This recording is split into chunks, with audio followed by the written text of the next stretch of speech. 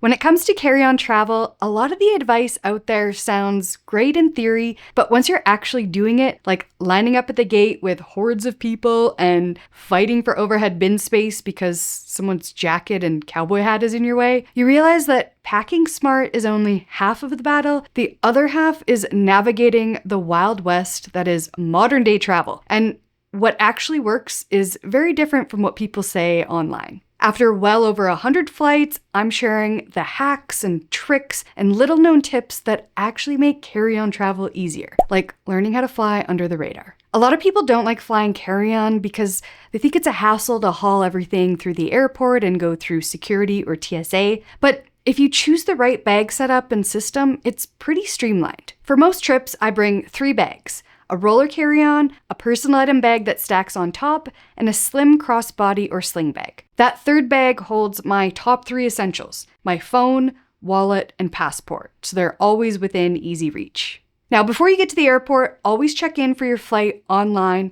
You'll get your boarding pass issued, and that way you can go right to security without having to go to the check-in counter. If you have any sort of anxiety about your carry-on being slightly too big, this eliminates the first potential possibility of getting your bag sized. Although some budget airlines, they're starting to force you to check in at the counter so that they can size your bag before issuing your boarding pass. So if that's the case, make sure your bag complies. I have a whole carry-on spreadsheet that has carry-on bags that fit on certain airlines, so check that before you leave for your trip just to make sure. Once you're in the security line, I always put my roller carry-on onto the belt first, and then my personal item bag goes in another bin behind it. If you don't have TSA PreCheck or Nexus or equivalent, I recommend packing your liquids bag in your personal item instead of your roller, so it's a lot easier to pull out at security. Then I'll put my crossbody bag and my shoes, if necessary, into the last bin. I always make sure my shoes go through last because you're not going to walk away without them, so if they do come out last, you likely have already grabbed everything else. That third bag that I talked about, my sling bag or crossbody bag that holds my phone and my wallet, my passport, that can stay with me while I'm in the airport. But before I board the plane, I make sure there's space available in my personal item bag, and then I'll just tuck it away inside when I board the plane. That way, when you sit down, you can grab it and use it to access your small items that you need. When it comes to boarding and you're hanging around the gate and the gate agents are starting to look for people to check their bags, here's a couple of ways to fly under the radar. Black is slimming, and the same applies for bags. A sleek black hard shell is going to appear smaller than a brightly colored flashy bag. Or if you have a soft-sided bag, if you have it stuffed pretty full, it's harder to tell that it's that full compared to a lighter colored roller bag that's also just as stuffed. Or just go with the Travel Pro branded bag. Gate agents see hundreds and hundreds of bags a day, and most of them can eyeball sizing, and if they recognize or see a Travel Pro, they know it'll fit. And if you're really worried, if a bag is on your back, backpacks almost never get questioned. My best advice is to be an under-the-radar traveler, meaning don't have a whole bunch of extra stuff on you, like a big jacket over your arm, a big bulky neck pillow hanging off of your carry-on, and a big takeout bag full of airplane food. When you have a lot of extra things, you're more likely to get targeted by a gate agent if they start needing to identify people from the crowd to gate check their bags. Now, you don't need to sneak around, just blend in by having an appropriate setup, and most of the time, no one looks twice. Also,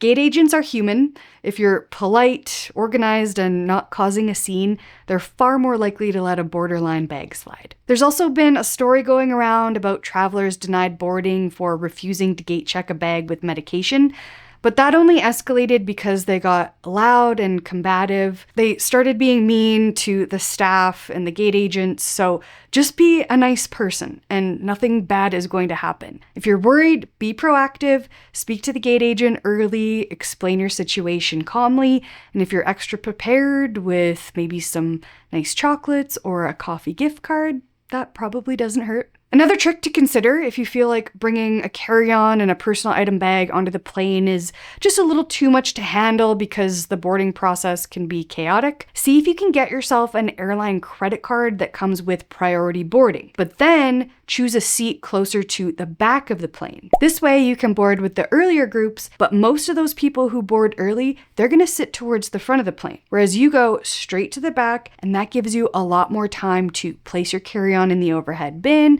and just allow you to get settled in your seat and organize your things for your flight without having a whole bunch of people waiting for you to put your bag and find your seat and get settled. If you're a little bit of an anxious traveler, you know exactly what I mean. If you're not like that, this tip isn't for you. Now let's talk about getting on the plane with your carry-on. I didn't used to pay attention to aircraft types until I realized that even on the same airline, some planes have way smaller bins because depending on the configuration, the overhead bins can be totally different sizes. So a 737-700, those have tiny bins.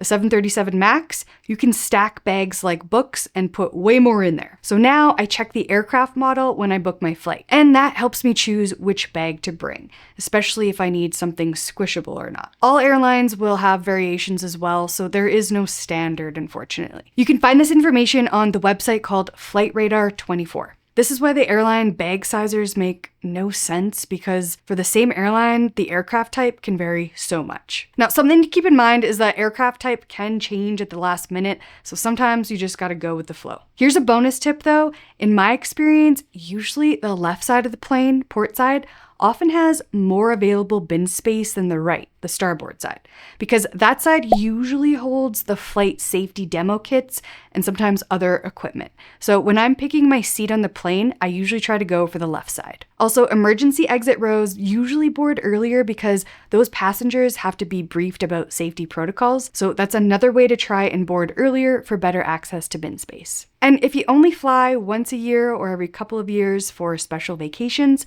it can be worth paying extra to sit in premium economy, or even better. You can definitely find deals out there either by price watching with Google Flights or by using a flight deal service. I really like using Daily Drop Pro. This is what I used to snag us some lie flat seats for our upcoming trip to Europe in June. I also do travel vlogs on this channel, so there definitely will be some Europe content, so please subscribe if you don't want to miss it.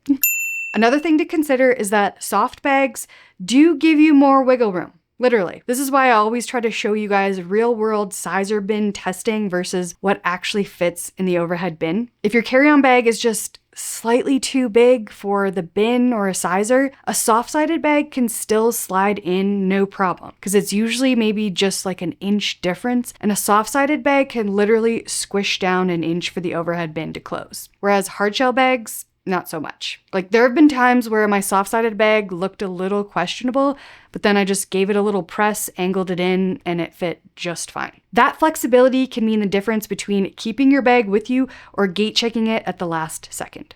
Now, if you get to your seat and the overhead bin is full of jackets, handbags, and even small backpacks, you can ask a flight attendant to find out whose belongings those are so that they can be moved to make space for your carry-on bag.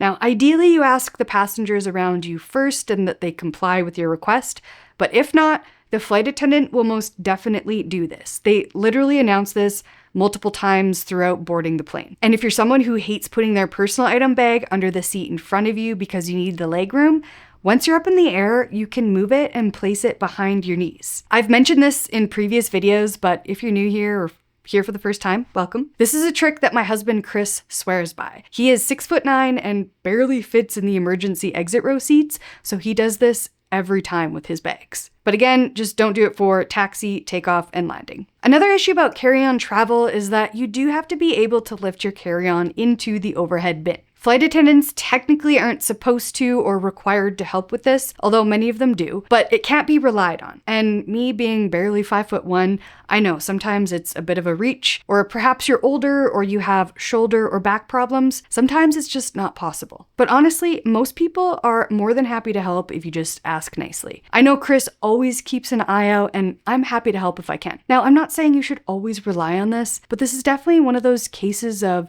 travel advice versus how it actually plays out in the real world. We're all human and we just want to get to our destinations safely and quickly, so most people don't mind. And if you're short, take a look at the aisle seat. Sometimes they have little steps that you can actually use. So if you're new to carry-on travel or you've done it before but always feel a little stressed, I hope some of this makes your next trip a little bit smoother. And if you've picked up your own tips from experience, I'd love to hear them. Drop them in the comments below so we can build a community of travelers helping each other out. Thank you so much for watching, and I'll see you in the next one.